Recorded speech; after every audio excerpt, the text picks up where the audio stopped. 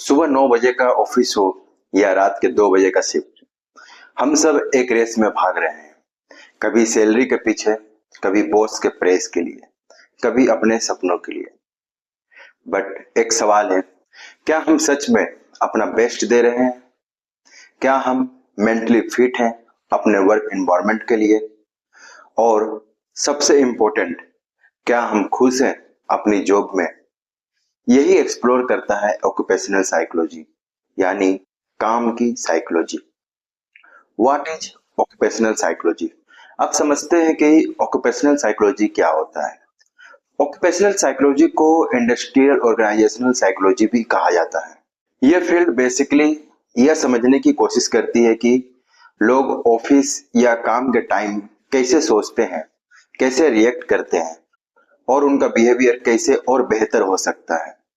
Simple language में समझते हैं कि ऑक्यूपेशनल साइकोलॉजिस्ट का क्या काम होता है। पहला है अंडरस्टैंड, मतलब समझना।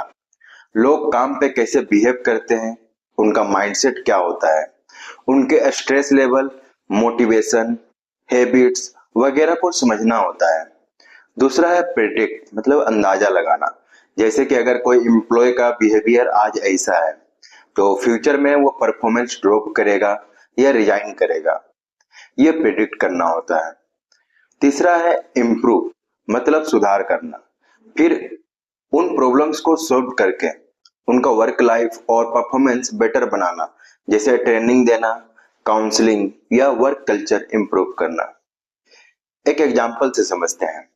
मान लो एक एम्प्लॉय रोज लेट आता है, काम में इंटरेस्ट नहीं लेता, तो उसके लेट आने का कारण समझना होगा। साइकोलॉजिस्ट देखेंगे कि उसका रीजन क्या है, क्या उसका मैनेजर रूड है, क्या वो बर्नआउट फील कर रहा है या पर्सनल स्ट्रेस में है। साइकोलॉजिस्ट दूसरा क्या करेगा, प्रिडिक्ट करेगा कि अगर ऐसा ही चलता रहा तो हो सकता है वो रिजाइन कर दे या ऑफिस कल्चर खराब हो जाए। तीसरा क्या करना होगा, इम्प्रूव। उस एम्प्लॉय को सपोर्ट देना, मैनेजर से हेल्दी कम्युनिकेशन करवाना या शेड्यूल फ्लेक्सिबल बनाना ताकि वो मोटिवेटेड हो जाए। सिंपल लैंग्वेज में बोले तो यह फील्ड देखती है कि लोग कैसे काम करते हैं, काम करते वक्त क्या स्ट्रेस लेते हैं, उनका बिहेवियर, मोटिवेशन और एटीट्यूड क्या होता है, और ऑर्गेनाइजेशन या कंपनी किस तरह उनकी प्रोडक्टिविटी बढ़ा सकती है विदाउट बर्निंग देम आउट। एक बिजी ऑफिस का सीन से समझते हैं। इमेजिन करो, एक ऑफिस क्यूबिकल्स में लोग बैठे हैं, किसी का लैपटॉप हैंग हो गया है, कोई अपने बॉस के ईमेल से स्ट्रेस्ड है, किसी का टीम का परफॉर्मेंस डाउन जा रहा है। अब एक ऑक्यूपेशनल साइकोलॉजिस्ट वहां आता है। उनका काम है लोगों को समझाना और एनवायरनमेंट को बेटर बनाना, जैसे कि एम्प्लॉय बर्नआउट कम करना, कम्युनिकेशन इंप्रूव करना, कॉन्फ्लिक्ट रिसॉल्व करवाना, प्रोडक्टिविटी और हैप्पीनेस दोनों बढ़ाना। यह साइकोलॉजिस्ट कोई दर्द का इलाज नहीं करता, बल्कि सिस्टम और कल्चर को ठीक करता है। Psychology plus productivity equal to magic. एक बार एक बड़ी सी एमएनसी में एक प्रोजेक्ट चल रहा था, लेकिन 3 महीने से डिले पे डिले हो रहा था। मैनेजमेंट परेशान, समझ ही नहीं आ रहा था कि दिक्कत क्या है। सबको लगा कि शायद वर्कलोड ज्यादा है या लोग काम में इंटरेस्ट नहीं ले रहे हैं। फिर बुलाया गया एक ऑक्यूपेशनल साइकोलॉजिस्ट को। उसने टीम से बात की, काम का पैटर्न देखा और थोड़ा ऑब्जर्व किया, और उसे जो समझ आया वो सिंपल था, कम्युनिकेशन ही क्लियर नहीं था। हर किसी को लगता था कि ये काम तो शायद वो करेगा, और वो बंदा सोचता था शायद ये उसका काम है। तो ये काम रुक गया, कंफ्यूजन बढ़ता गया। अब सॉल्यूशन क्या निकला? ना कोई नया सॉफ्टवेयर, ना ट्रेनिंग, ना ही कोई मोटिवेशन स्पीच। बस एक छोटी सी चीज की गई। हर सुबह सब टीम मेंबर 10 मिनट के लिए एक शॉर्ट मीटिंग करने लगे। क्या चल रहा है, क्या पेंडिंग है, क्या क्लियर नहीं है, सब बोल के क्लियर कर दिया जाता था। रिजल्ट, सिर्फ 3 हफ्ते के अंदर प्रोजेक्ट नॉट ओनली पे बल्कि डेडलाइन से पहले ही कंप्लीट हो गया। बोले तो ऑक्यूपेशनल साइकोलॉजी का मैजिक एक बार फिर काम कर गया। कभी कभी बड़ा चेंज छोटी छोटी बातों से आता है। यही होता है, जब हम ह्यूमन साइकोलॉजी को समझते हैं तो परफॉर्मेंस का चार्ट ऊपर जाता है। अब समझते हैं कि ऑक्यूपेशनल साइकोलॉजी का स्कोप कितना ब्रॉड है। ये सिर्फ एक थ्योरी की दुनिया नहीं है, ये एक्चुअली हर ऑर्गेनाइजेशन के हर कोने में काम आती है। Let's break it down. पहला है recruitment and selection. Occupational psychologist ये हेल्प करते हैं इंश्योर करने में कि राइट आदमी राइट काम के लिए हायर हो। सोचो, अगर एक इंट्रोवर्ट को सेल्स जॉब दे दी गई या एक डिटेल ओरिएंटेड इंसान को क्रिएटिव रोल, दोनों केस में फ्रस्ट्रेशन ही मिलेगा। इसलिए साइंटिफिकली डिजाइन सिलेक्शन प्रोसेस बनाए जाते हैं, जैसे aptitude test, behaviour interview etcetera. दूसरा है ट्रेनिंग एंड डेवलपमेंट। सिर्फ स्किल सीखना काफी नहीं होता। ऑक्यूपेशनल साइकोलॉजिस्ट माइंडसेट पे भी काम करते हैं, जैसे कॉन्फिडेंस बढ़ाना, एडेप्टेबिलिटी डेवलप करना या स्ट्रेस हैंडल करना सिखाना। तीसरा है वर्क प्लेस डिजाइन। ऑफिस का डिजाइन भी एम्प्लॉय के मूड और परफॉर्मेंस पे इम्पेक्ट करता है। Bright light, proper seating, greenery, quiet zones सब काम का हिस्सा है। एम होता है एक ऐसा एनवायरनमेंट जहां लोग मोटिवेटेड रहें और फैटिग या बोर्ड ना हो। चौथा है परफॉर्मेंस अप्रेजियल। रिव्यूज का प्रोसेस फेयर और साइकोलॉजिकली हेल्दी हो, यह भी इंपॉर्टेंट होता है। बायसेट या अनफेयर अप्रेसियल लोगों के सेल्फ एस्टीम को हर्ट करता है। ऑक्यूपेशनल साइकोलॉजी एक ऐसा सिस्टम डिजाइन करता है जहां फीडबैक कंस्ट्रक्टिव हो और ग्रोथ फोकस्ड हो। पांचवा है वेलबींग एंड मेंटल हेल्थ। आज का फास्ट पेस्ड वर्क कल्चर में मेंटल बर्नआउट एक रियल इशू है। साइकोलॉजिस्ट इंश्योर करते हैं कि काम का प्रेशर इंसान को तोड़ ना दे। काउंसलिंग, स्ट्रेस मैनेजमेंट प्रोग्राम्स और सपोर्टिव पॉलिसीज यहाँ काम करते हैं। छठा है ऑर्गेनाइजेशनल कल्चर एंड लीडरशिप। यह एक बड़ा एरिया है। कल्चर का मतलब है ऑफिस की हवा कैसी है, यानी लोग एक दूसरे के साथ कैसे बिहेव करते हैं। लीडरशिप कैसी है, ट्रस्ट है या नहीं। और सच कहूं तो कल्चर ही सब कुछ होता है। अच्छा कल्चर हो तो एवरेज एम्प्लॉय भी साइन करते हैं, टॉक्सिक हो तो टैलेंटेड लोग भी डिमोटिवेट हो जाते हैं। So overall occupational psychology is not just about काम, इट्स अबाउट इंसान और काम के बीच की केमिस्ट्री को समझना और बेटर बनाना। एक मिसफिट एम्प्लॉय के एग्जाम्पल से समझते हैं। एक रवि नाम का एक इंट्रोवर्ट ग्राफिक डिजाइनर को सेल्स डिपार्टमेंट में डाल दिया गया। हर दिन वो एंजाइज फील करता था। जब ऑक्यूपेशनल साइकोलॉजिस्ट ने उसका साइकोमेट्रिक टेस्ट किया तो पता चला वो क्रिएटिवली ब्रिलियंट है, लेकिन लोगों के बीच अनकंफर्टेबल फील करता है। उसको डिजाइन डिपार्टमेंट में शिफ्ट कर दिया गया। 1 महीने के अंदर उसने ब्रांड के लिए एक वायरल एड कैंपेन बनाया। इससे हमें क्या लेसन मिलता है? हर एम्प्लॉय को उसकी स्ट्रेंथ के जोन में डालो, ना कि सिर्फ जॉब प्रोफाइल के हिसाब से। Burnout is real. Let's talk mental health. आज हर थर्ड एम्प्लॉय बर्नआउट फील करता है। काम का pressure, unrealistic targets, toxic bosses सब मिलकर एक साइलेंट डिप्रेशन क्रिएट करते हैं। पर प्रॉब्लम यह है कि लोग बोलते नहीं। ऑक्यूपेशनल साइकोलॉजी हेल्प करता है ट्रेनिंग, स्ट्रेस मैनेजमेंट ट्रेनिंग देने में, वर्क लाइफ बैलेंस पॉलिसी बनाने में, एनिमोनियस फीडबैक चैनल्स क्रिएट करने में। जापान के कुछ ऑफिस में नए पोर्ट्स बनाए गए हैं जहां लोग बीच में 15 से 20 मिनट की पावर नैप ले सकते हैं। रिजल्ट क्या आता है? 25% better concentration levels. Organisational change equal to psychological change होता है। कभी कभी ऑफिस में नए बॉस के आने से ये मर्जर के टाइम पे बहुत रेजिस्टेंस होता है, लोग अनकंफर्टेबल फील करते हैं। ऑक्यूपेशनल साइकोलॉजी उस रेजिस्टेंस को अंडरस्टैंड करता है। एक थ्योरी है लाविन्स चेंज मॉडल। उसमें पहला है अनफ्रीज, दूसरा है चेंज और तीसरा है रिफ्रीज। अब इसे सिंपल लैंग्वेज में समझते हैं। पहला अनफ्रीज, पुरानी सोच या सिस्टम को पिघलाना, मेंटली तैयार करना। इसका मतलब होता है लोगों को बताना, समझाना और तैयार करना कि अब कुछ बदलने वाला है। और वो चेंज जरूरी है। अगर लोग मेंटली रेडी नहीं होंगे तो वो चेंज को एक्सेप्ट नहीं करेंगे। एक एग्जांपल से समझते हैं। मान लो एक जिम है जहां सब पेपर पर काम होता है। अब ओनर चाहता है ऐप बेस्ड एंट्री सिस्टम। सब स्टाफ को पहले यह समझाना पड़ेगा कि पेपर सिस्टम स्लो है, गलती होती है और नया सिस्टम ज्यादा स्मार्ट होगा। यह है अनफ्रीज। दूसरा है चेंज, नए सिस्टम को लागू करना, ट्रेनिंग देना। अब जब लोग समझ गए कि चेंज इंपॉर्टेंट है तो सेकंड स्टेप है नए तरीके को अप्लाई करना। इस स्टेज में कंफ्यूजन या रेजिस्टेंस भी हो सकता है, इसलिए सपोर्ट और ट्रेनिंग जरूरी होती है। एक एग्जांपल से इसे भी समझते हैं। स्टाफ को ऐप यूज करना सिखाया गया। पहले उन्हें दिक्कत हुई, लॉगिन नहीं बन रहा था, एंट्री स्कैन का प्रोसेस नया था, लेकिन ट्रेनिंग और हेल्प से वह धीरे धीरे सीख गया। यह है चेंज फेज। तीसरा है रिफ्रीज, नए सिस्टम को नॉर्मल बना देना। रिफ्रीज का मतलब होता है कि जब नया सिस्टम प्रॉपरली काम करने लगे, सब उसके आदत डाल लें, तो अब उसे परमानेंट बना दो। लोग फिर पुराने तरीके की तरफ नहीं जाएंगे, इसलिए इस नए प्रोसेस को न्यू नॉर्मल बना दो। इसे भी एक एग्जांपल से समझते हैं। अब सब स्टाफ ऐप यूज करने लगे हैं, एंट्री स्मूथ हो रही है, कोई पेपर नहीं यूज करता।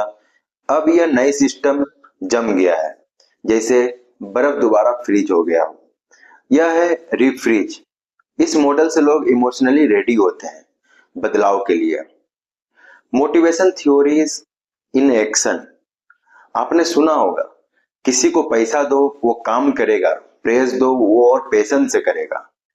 ऑक्यूपेशनल साइकोलॉजी में कुछ फेमस साइकोलॉजिकल थ्योरीज का यूज होता है, जैसे मैस्लोस की, हिराची हार्बक्स की टू फैक्टर थ्योरी और सेल्फ डिटरमिनेशन थ्योरी। इनका मेन पर्पस होता है यह समझना कि लोग काम पे मोटिवेट कैसे फील करते हैं, उनके नीड्स क्या हैं और उनका सेटिस्फेक्शन किन चीजों से बढ़ता है। मस्लोस हिरार्ची ऑफ नीड्स। अब इसे समझते हैं। लोग सबसे पहले बेसिक नीड्स जैसे सैलरी, सेफ्टी पूरा करना चाहते हैं, फिर रिस्पेक्ट, ग्रोथ और सेल्फ फुलफिलमेंट के तरफ बढ़ते हैं। हार्वर्ड्स टू फैक्टर थ्योरी, इसमें क्या है, कुछ चीजें मोटिवेशन देती हैं जैसे अचीवमेंट, रिकॉग्नाइजेशन, और कुछ सिर्फ डिससेटिस्फेक्शन से बचाती हैं जैसे सैलरी, कंपनी और रूल्स। सेल्फ डिटरमिनेशन थ्योरी, लोग तभी मोटिवेट फील करते हैं जब उन्हें ऑटोनॉमी मतलब अपना डिसीजन लेना, कंपिटेंस काम आता हो और कनेक्शन दूसरों से पॉजिटिव रिलेशंस फील हो। एक कॉल सेंटर में प्रोडक्टिविटी लो थी, लोग बोर हो जाते थे, तो एक साइकोलॉजिस्ट ने weekly game based reward system introduce किया जो सबको एंगेज रखता था। सिर्फ इंसेंटिव नहीं, एप्रिसिएशन भी चाहिए होता है, वो भी हर लेवल पे। Gender, age and diversity. Occupational psychology ensure करता है कि कोई भी बायस ना हो, औरत हो या आदमी, सबको इक्वल अपॉर्चुनिटी मिले। सीनियर एम्प्लॉयज को रिस्पेक्ट और अपस्किलिंग दोनों मिले। डिसेबल लोगों के लिए वर्क प्लेस इंक्लूसिव हो। एक स्टडी कहता है कि डाइवर्स टीम्स 35% ज्यादा इफेक्टिव होती हैं। क्यों? क्योंकि पर्सपेक्टिव अलग होते हैं, सॉल्यूशन इनोवेटिव होते हैं। Real world applications. गूगल्स का प्रोजेक्ट एरिस्टोटल, गूगल ने एक बड़ा रिसर्च किया, what make a perfect team. Result shocking था। ना आईक्यू मैटर करता था, ना एक्सपीरियंस। सबसे इंपॉर्टेंट फैक्टर था साइकोलॉजिकल सेफ्टी। जहां टीम मेंबर्स अपना ओपिनियन बिना डर के रख सकें, वहां क्रिएटिविटी और ट्रस्ट दोनों ब्लूम करते हैं। स्टूडेंट्स एंड करियर प्लानिंग के बारे में समझते हैं। अगर आप स्टूडेंट हो तो ऑक्यूपेशनल साइकोलॉजी हेल्प करता है आपकी पर्सनैलिटी के बेसिस पे करियर सजेशन देने में, जॉब इंटरव्यूज में कॉन्फिडेंस बिल्ड करने में, वर्क प्रेशर के लिए मेंटली प्रिपेयर करने में। एक स्टूडेंट जिसका नाम नेहा था, हमेशा कंफ्यूज थी, एमबीए करें या एमए साइकोलॉजी। नेहा एक ब्राइट स्टूडेंट थी, लेकिन करियर चॉइस के बीच कंफ्यूज थी, एमबीए करें या साइकोलॉजी परस्यू करें। बहुत ज्यादा उसे कंफ्यूजन था, हर जगह से उसे अलग अलग एडवाइस मिल रही थी। तब उसने एक ऑक्यूपेशनल साइकोलॉजिस्ट से कंसल्ट किया, जिन्होंने उसका interest inventory test, aptitude test और पर्सनैलिटी मैपिंग की। रिजल्ट क्या आया? नेहा को पता चला कि उसका स्ट्रेंथ है एनालिटिकल थिंकिंग प्लस एम्पैथी, जो परफेक्टली फिट करता है एचआर और काउंसलिंग रोल्स के लिए। आज वो एक लीडिंग ऑर्गेनाइजेशन में एचआर मैनेजर है और साथ ही सर्टिफाइड लाइफ कोच भी। इससे लेसन क्या मिलता है? कैरियर कंफ्यूजन का सॉल्यूशन भी ऑक्यूपेशनल साइकोलॉजी के पास होता है। एम्प्लॉयर्स के लिए क्या फायदा है इसमें?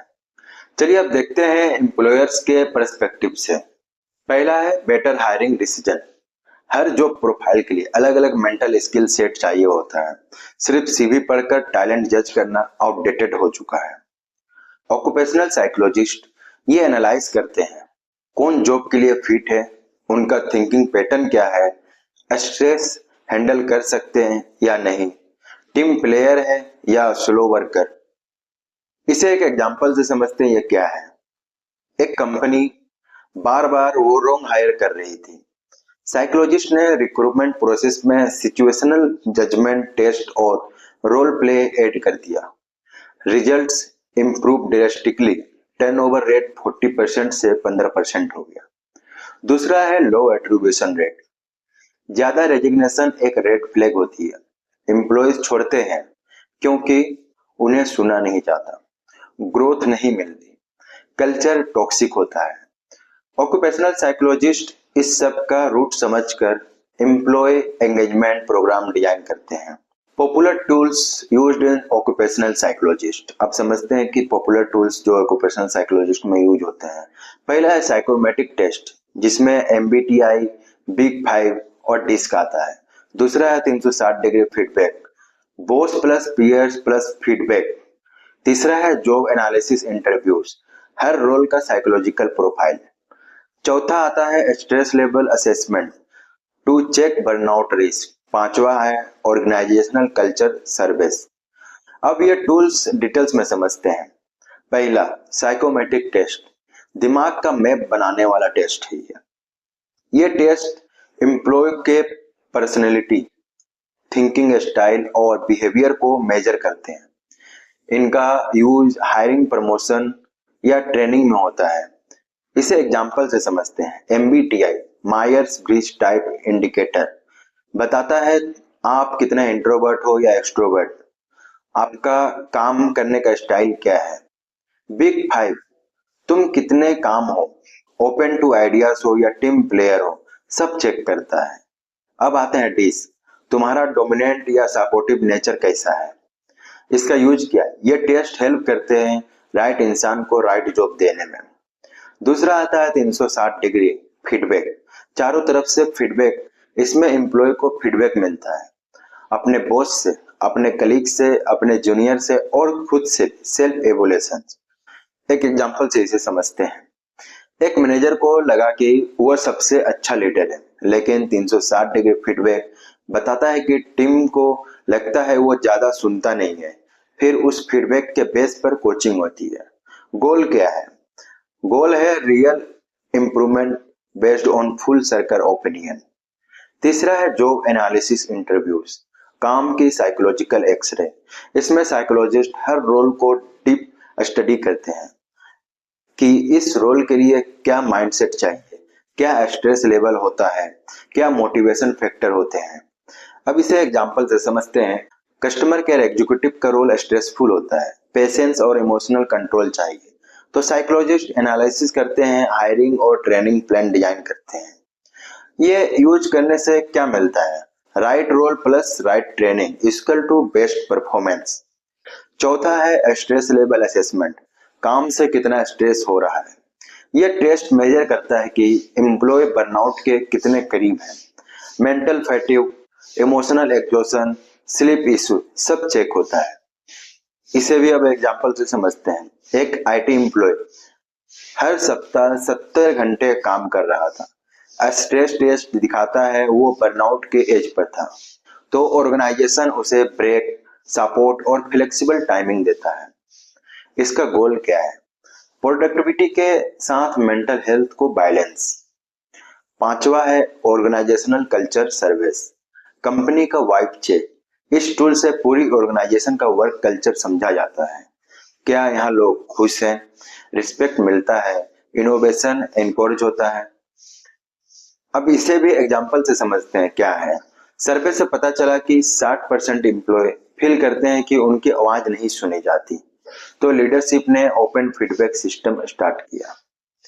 इसका यूज है कल्चर इंप्रूव करने से एम्प्लॉय रिटेंशन और हैप्पीनेस दोनों बढ़ते हैं। ये टूल्स साइंस बेस्ड होते हैं, रैंडम एडवाइस नहीं देते हैं, रैंडम एडवाइस नहीं, डाटा ड्राइवन इनसाइड होते हैं। मेंटल हेल्थ इन वर्कप्लेस। पहले मेंटल हेल्थ सिर्फ हॉस्पिटल्स का सब्जेक्ट माना जाता था। अब हर कंपनी चाहती है कि उनके एम्प्लॉयज मेंटली फिट रहे।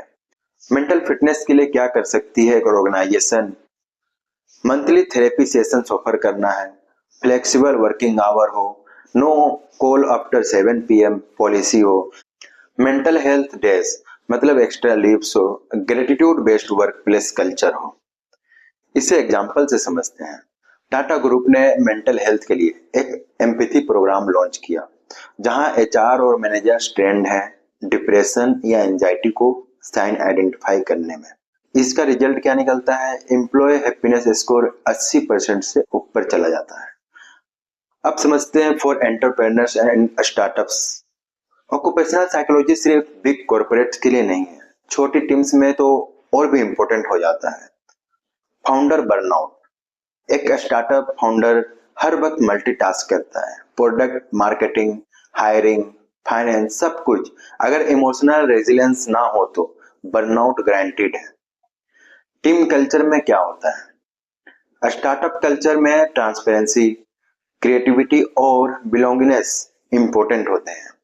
ऑक्यूपेशनल साइकोलॉजी हेल्प करता है right hiring decision, positive feedback culture, conflict resolution systems, early leadership training. एक नया स्टार्टअप टेक ट्री ने अपने 6 एम्प्लॉयज के लिए weekly 1-on-1 check in sessions रखे with organisational psychologist. Within 2 months retention बढ़ गया और सबको ग्रोथ क्लियर दिखी। कुछ थियोरेटिकल कॉन्सेप्ट हैं जिसे सिंपल लैंग्वेज में समझ सकते हैं हम लोग। तो चलिए समझते हैं। Maslow hierarchy of needs. जब तक बेसिक नीड्स जैसे सैलरी, सेफ्टी हो पूरी नहीं होती, लोग सिर्फ ग्रोथ पे काम नहीं करते। एक साइकोलॉजिस्ट यह इंश्योर करता है कि हर लेवल के एम्प्लॉय के नीड लेवल समझे जाए।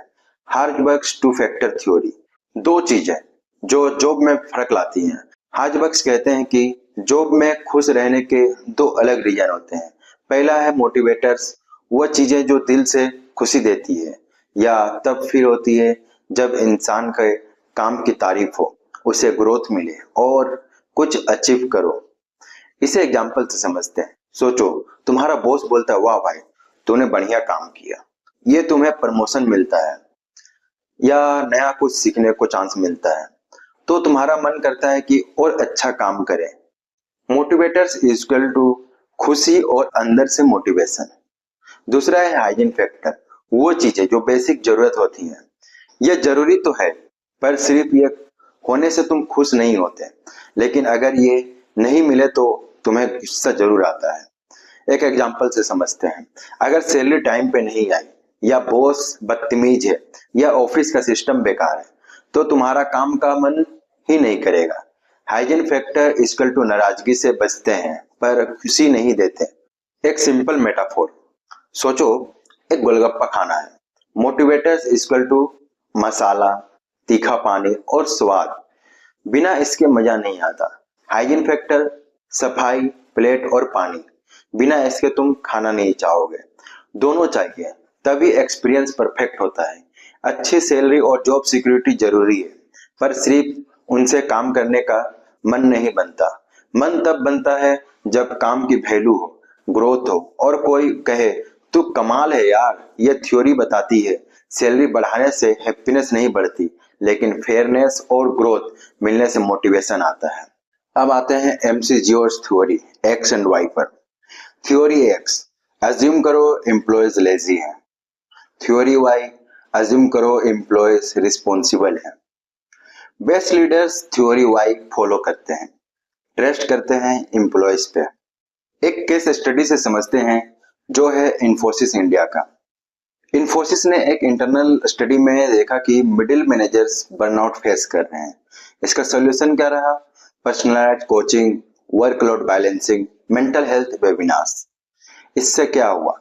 6 महीने में प्रोडक्टिविटी इंडेक्स 33% से बढ़ गया। Occupational psychology for factory workers की कैसे काम करती है?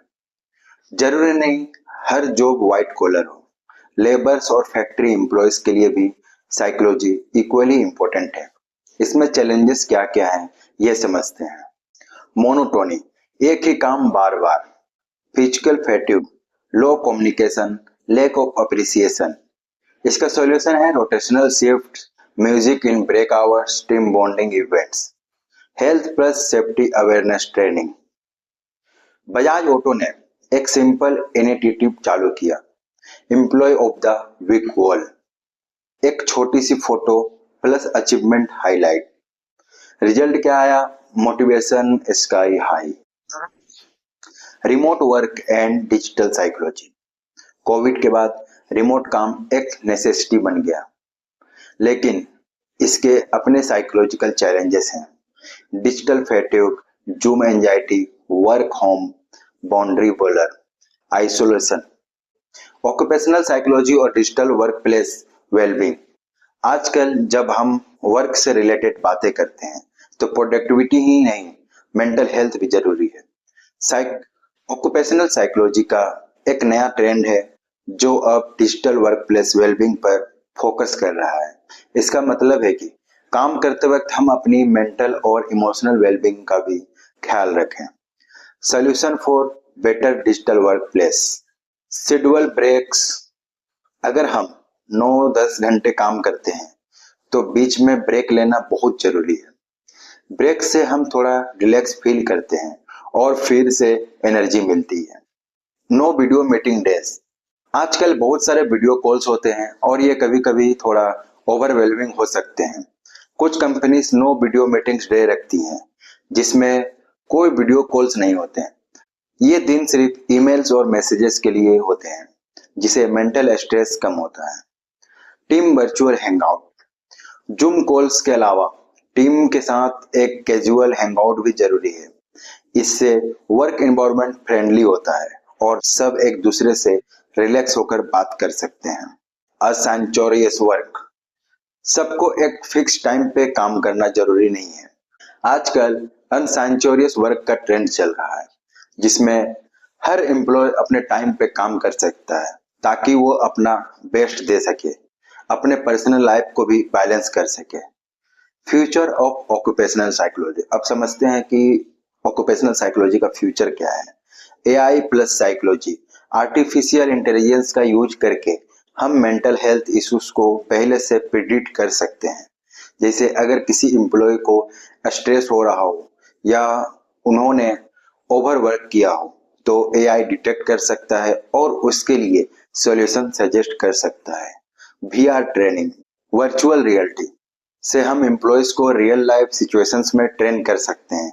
जैसे अगर एक मैनेजर को टीम मैनेज करने की ट्रेनिंग देनी हो तो वीआर का यूज करके उन्हें रियल सिनेरियोस दिखाया जा सकता है। गेमिफाइड प्रोडक्टिविटी टूल्स, काम को इंटरेस्टिंग और एंगेजिंग बनाने के लिए गेमिफिकेशंस का यूज हो रहा है। मतलब प्रोडक्टिविटी एप्स में रिवार्ड्स और चैलेंजेस दिए जाते हैं, जैसे एम्प्लॉयज का काम करने का मजा आता है और वो ज्यादा फोकस्ड रहते हैं। इंक्लूसिव वर्क प्लेसेस को इंक्लूसिव बनाना बहुत जरूरी है। हर एम्प्लॉयज को रिस्पेक्ट मिलना चाहिए, चाहे वो LGBTQ हो या डिफरेंटली अवेल्ड हो या न्यूरो डाइवर्जेंट हो। जब हर किसी को इक्वलिटी मिलती है तब वर्क कल्चर पॉजिटिव होता है। Why occupational psychology matters. अब समझते हैं why occupational psychology matters. Occupational psychology सिर्फ जॉब सेटिस्फेक्शन तक नहीं है, यह एक रेगुलेशन है जहां काम और इंसान दोनों को ख्याल रखा जाता है। अगर हम अपनी मेंटल हेल्थ पे ध्यान देंगे तो काम करने वाले लोग खुश रहेंगे और काम का एनवायरनमेंट ज्यादा प्रोडक्टिव होगा। जब लोग खुश होते हैं तब कंपनीज ग्रोथ करती है लोग मेंटली हेल्दी रहते हैं, इनोवेशंस नेचुरली फ्लो होता है, सोसाइटी में पॉजिटिव एनर्जी फैलती है। आपके लिए एक सवाल है, आप किस टाइप के वर्क एनवायरनमेंट में बेस्ट परफॉर्मेंस करते हो? कमेंट में अपना जवाब जरूर बताइएगा।